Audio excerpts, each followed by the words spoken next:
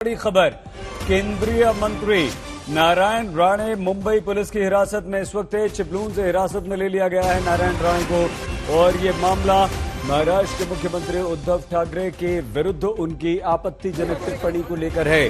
4 FIR अलग अलग शहरों में नारायण राणे के खिलाफ शिव सैनिकों ने दायर करवाई थी और उन एफआईआर दर्ज करवाई थी और एफआईआर के बाद इस समय नारायण राणे को हिरासत में लिया गया है। और ये भी कहा जा रहा है कि किसी भी समय पुलिस नारायण राणे को गिरफ्तार कर सकती है। केंद्रीय मंत्री नारायण राणे को पुलिस ने अब से कुछ देर पहले चिपलून में हिरासत में ले लिया है।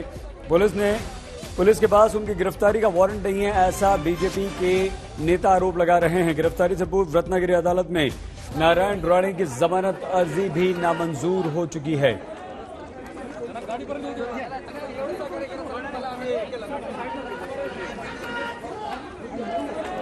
नारायण राणे केंद्रीय मंत्री ने महाराष्ट्र के मुख्यमंत्री उद्धव ठाकरे पर आपत्तिजनक टिप्पणी की थी, बयान दिया था।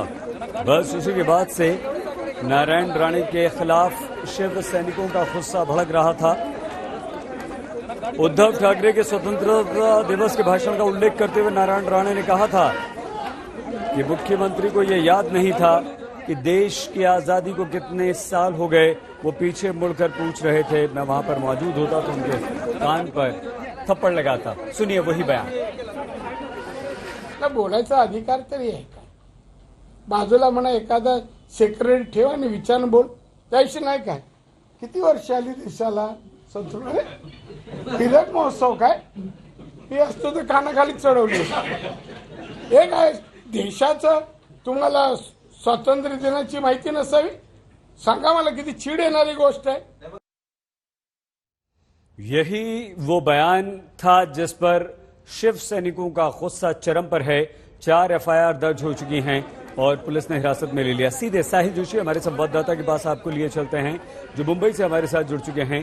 साहिल, क्या अब मुंबई पुलिस नारायण राणे को गिरफ्तार करने की तैयारी कर रही है, और अगर हां तो इस बात की कितनी संभावना आपको लगती है?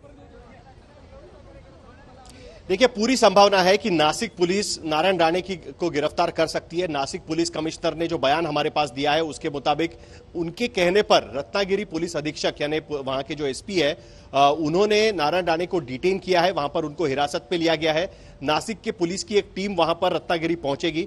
नारायण राणे जन आशीर्वाद यात्रा पर निकले थे। नरेंद्र मोदी सरकार में जो नए मंत्री लिए गए थे उन सभी को एक इलाका दिया गया था और जहां पर जाकर नरेंद्र मोदी सरकार की कामयाबियां उनको लोगों को बतानी थी, उनसे आशीर्वाद लेना था, उनसे बातचीत करनी थी, उनसे संपर्क करना था। और उसी के तर्ज पर नारायण राणे की भी ये जन आशीर्वाद यात्रा निकली थी, जो मुंबई से होकर सिंधुदुर्ग जिले तक जानी थी, जो नारायण राणे का होम डिस्ट्रिक्ट कहा जाता है। और इसी बीच नारायण राणे ने जो कल प्रेस कॉन्फ्रेंस की, जो बाइट हमने चलाया जिसमें नारायण राणे ने जो वक्तव्य किया, उसको लेकर नारायण राणे के खिलाफ 4 जगह पर एफआईआर दर्ज हुआ है। शिवसैनिकों ने उनके खिलाफ ये शिकायत दर्ज की और उनको एफआईआर में तब्दील किया गया। और नासिक पुलिस कमिश्नर का ये कहना है कि ये जो बयान उन्होंने दिया है, जिसके वजह से 2 गुटों में संघर्ष पैदा हो सकता है, कानून सुव्यवस्था की स्थिति पैदा हो सकती है, और जिसके चलते नारायण राणे की गिरफ्तारी करना जरूरी हो गया। और जिसके चलते नासिक की पुलिस की टीम को खास संगमेश्वर और रत्नागिरी जिले में भेजा गया, जहां पर नारायण राणे की यह जन आशीर्वाद यात्रा थी और उनको हिरासत में लेकर अब संगमेश्वर के पुलिस स्टेशन में वहां पर फिलहाल रखा गया है। और पूरी तरीके से भारतीय जनता पार्टी बनाम शिवसेना, इस तरीके से माहौल पूरे महाराष्ट्र में हमको दिखाई दे रहा है। जो हम बंगाल में देख रहे थे कि टीएमसी बनाम बीजेपी के नेता, टीएमसी बनाम जो भारतीय जनता पार्टी के नेता टीएमसी से बीजेपी में शामिल हुए थे, उनकी लड़ाई हमको देखने मिल रही थी। उसी तर्ज पर ये यहां पर लड़ाई दिखाई दे रही है। लेकिन ये अनप्रेसिडेंटेड है, क्योंकि पहली बार किसी केंद्रीय मंत्री को इस तरीके से डिटेन किया गया है महाराष्ट्र की लोकल पुलिस ने, और इस तरीके का संघर्ष यहां पर दिखाई दे रहा है। दरअसल जब से नारायण राणे की जन आशीर्वाद यात्रा शुरू हुई थी, तभी से लेकर यह संघर्ष का बीज वहां पर हमको दिखाई दे रहा था। जिस तरीके से नारायण राणे हर रैली में शिवसेना पर तंज कस रहे थे, शिवसेना पर अटैक कर रहे थे, और कल की प्रेस कॉन्फ्रेंस में जो उन्होंने बयान दिया उसको लेकर महाराष्ट्र सरकार का कहना है कि हमने कार्रवाई की है। लेकिन इंटरेस्टिंग बात यह है कि शरद पवार से जब हमने पूछा कि ये जो कार्रवाई है उसको लेकर उनका क्या कहना है, तो उन्होंने कहा कि मैं नारायण राणे को ज्यादा तवज्जो नहीं देना चाहता। तो एक तरफ शरद पवार कह रहे हैं कि हम तवज्जो नहीं देना चाहते, और दूसरी तरफ महाराष्ट्र के मुख्यमंत्री और महाराष्ट्र सरकार ने इतनी कड़ी कार्रवाई नारायण राणे पर की है। अब ये बात दूर तक जाएगी, ये बात तो साफ नजर आ रही है। सही कितना अब जिस तरह से नारायण राणे की अग्रिम जमानत की अर्जी भी साहिल खारिज हो चुकी है, बीजेपी और शिवसेना इस हिरासत और आगे अगर गिरफ्तारी होती है तो उससे लेकर कितना बड़ा टकराव आप इसे देखते हैं? ये काफी बड़ा टकराव है। देखिए, अगले साल महाराष्ट्र में जिस तरीके से एक तो महाराष्ट्र में सरकार बनी है, तभी से ये टकराव चरम पर है। हमने देखा कि सुशांत सिंह राजपूत का जो मामला हुआ था, उस वक्त भी बीजेपी बनाम महाराष्ट्र सरकार इस तरीके का टकराव दिखाई दिया था। बिहार सरकार बनाम महाराष्ट्र सरकार का टकराव दिखाई दिया था। और जिस तरीके से यह सरकार बनी, जिसके वजह से भारतीय जनता पार्टी अलग थलग पड़ गई है एक तरीके से महाराष्ट्र की राजनीति में, और दोबारा महाराष्ट्र में सरकार वो कैसे बनाए, इसकी कोशिश लगातार भाजपा बीजेपी की तरफ से चल रही है। अब ये टकराव असल में लोगों के सामने आएगा कि ये महाराष्ट्र का जो एक्सपेरिमेंट रहा है वो कितना कामयाब रहा। ये अगले साल जो महानगर पालिका के चुनाव होंगे, सिर्फ मुंबई में नहीं तो महाराष्ट्र के 10 महानगरों में महानगर पालिका के चुनाव होंगे। एक तरीके से मिनी विधानसभा, मिनी असेंबली इलेक्शन उसको कहा जाता है। और मुंबई महानगर पालिका खास करके जो शिवसेना पिछले 32 साल से सत्ताधारी है यहां पर, वहां पर भारतीय जनता पार्टी की कोशिश रहेगी कि हम शिवसेना को अगर मात दे तो ये सरकार बनाकर शिवसेना ने कितनी बड़ी गलती की, क्या शिवसेना का वोटर उससे दूर चला गया है, ये उससे साबित हो पाएगा। और इसीलिए 6 महीने के पहले इस तरीके की यह टकराव की स्थिति लगातार बनती जा रही है। जिस वक्त नारायण राणे को कैबिनेट मंत्री बनाया गया, उसी वक्त से महाराष्ट्र के सियासी खेमे में हलचलें तेज हो गई थी और यह बातचीत लगातार हो रही थी कि नारायण राणे का यूएसपी, नारायण राणे को जो काम दिया जाएगा वो यही दिया जाएगा कि शिवसेना का जो प्रभाव क्षेत्र है, कोंकण और मुंबई और ठाणे, यहां पर शिवसेना को चोट पहुंचाए, शिवसेना के तरीके से उनको जवाब दे, और उसकी कोशिश कहीं ना कहीं शुरू हो गई है, ये हम जरूर कह सकते हैं। साहिल, नारायण राणे एक बहुत बड़े नेता हैं महाराष्ट्र के। वो इस समय बीजेपी के साथ हैं, केंद्र में मंत्री हैं, कांग्रेस में रह चुके हैं, शिवसेना से ही उन्होंने शुरुआत की थी, 3 बार महाराष्ट्र में मंत्री रह चुके हैं, मुख्यमंत्री रह चुके हैं। ये जो टकराव है, क्या ये बीजेपी और शिवसेना के रिश्तों में और खटास पैदा करेगा, या सिर्फ उद्धव ठाकरे पर टिप्पणी का यह मामला है, उद्धव ठाकरे बनाम नारायण राणे ही रहेगा? ये बड़ा इंटरेस्टिंग सवाल है सईद, और काफी इंटरेस्टिंग इसके बारे में सोचना होगा, क्योंकि जिस तरीके से परमिटेशन कॉम्बिनेशन महाराष्ट्र की राजनीति में बना है, उसके बाद इस तरीके का कोई दावा करना काफी मुश्किल है। देखिए, 2017 में जब मुंबई महानगर पालिका के चुनाव हुए थे, तब शिवसेना और बीजेपी का झगड़ा ये चरम पर पहुंच गया था, जब शिवसेना और बीजेपी साथ में मिलकर महाराष्ट्र में सरकार चला रही थी। यहां तक कि 2018 में शिवसेना ने घोषित कर दिया था कि हम इसके आगे कोई भी चुनाव गठबंधन में नहीं लड़ेंगे, और सिर्फ 1 साल के भीतर भारतीय जनता पार्टी के साथ गठबंधन कर 2 चुनाव शिवसेना ने लड़े। उसके बाद जो हुआ वो पूरे देश ने देखा, जिसको महाराष्ट्र विकास आघाड़ी एक्सपेरिमेंट के नाम से जाना जाता है, और 3 ऐसी पार्टियां साथ में आई जिसकी कभी कल्पना किसी ने नहीं की थी। इसीलिए फिलहाल जो ये टकराव दिख रहा है, ये देखिए भारतीय जनता पार्टी के जो ओरिजिनल नेता है, मैं ओरिजिनल शब्द का इस्तेमाल इसलिए कर रहा हूं कि नारायण राणे बाहर से भारतीय जनता पार्टी में आए। जो ओरिजिनल नेता है, जैसे देवेंद्र फडणवीस की प्रेस कॉन्फ्रेंस हुई, उसमें फडणवीस ने क्या कहा कि हम नारायण राणे के बयान से इत्तेफाक नहीं रखते, नारायण राणे को अपनी बात सोच समझकर बतानी चाहिए, लेकिन राणे पर जो कार्रवाई हो रही है उसका हम जरूर विरोध करेंगे।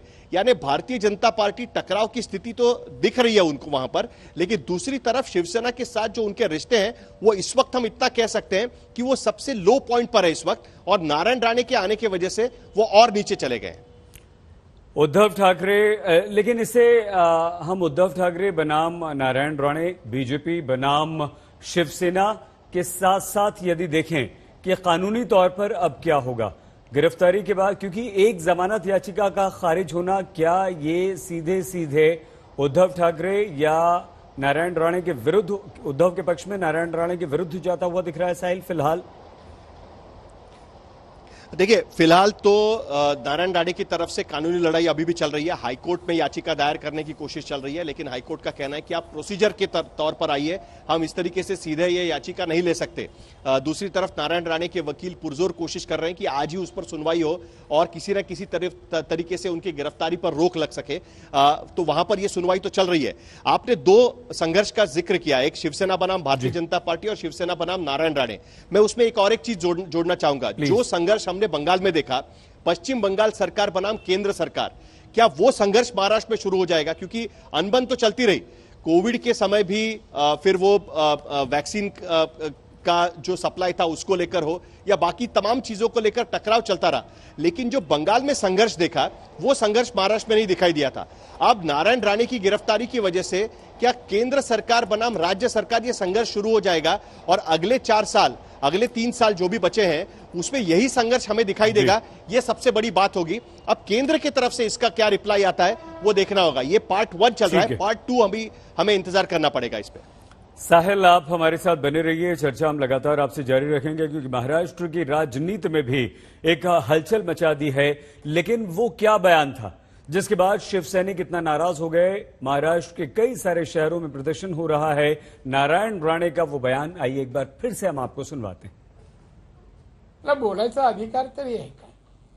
बाजूला म्हणा एखादा सेक्रेटरी ठेवा आणि विचार बोल, त्याविषयी नाही काय?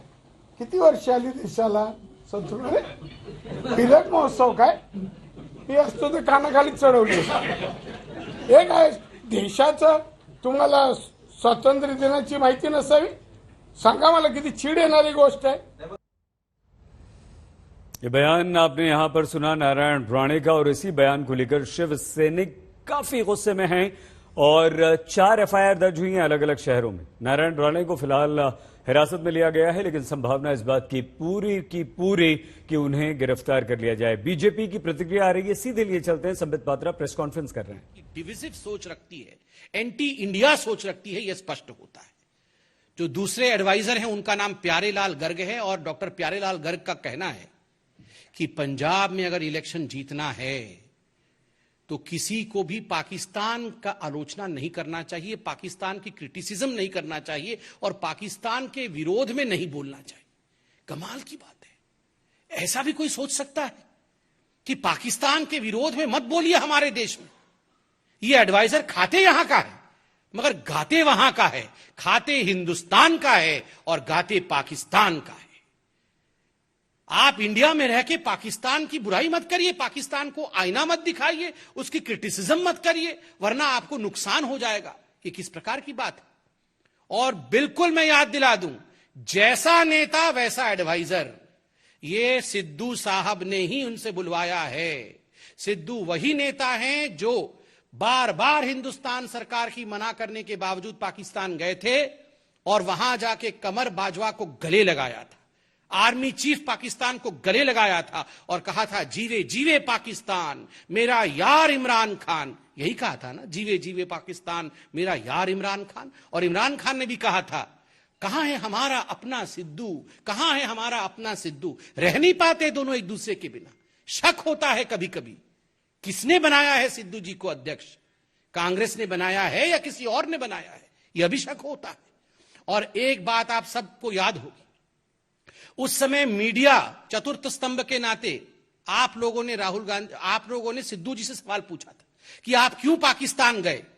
तो सिद्धू जी ने कहा था, मेरा कैप्टन अमरिंदर सिंह नहीं है, मेरा कैप्टन राहुल गांधी है और जो राहुल गांधी कहेंगे वही मैं करूंगा। आज माननीय अध्यक्ष जेपी नड्डा जी ने यही पूछा है कि ये जो साइलेंस है, ये जो चुप्पी है राहुल गांधी जी की, ये जो चुप्पी है सोनिया गांधी जी की, ये क्यों है?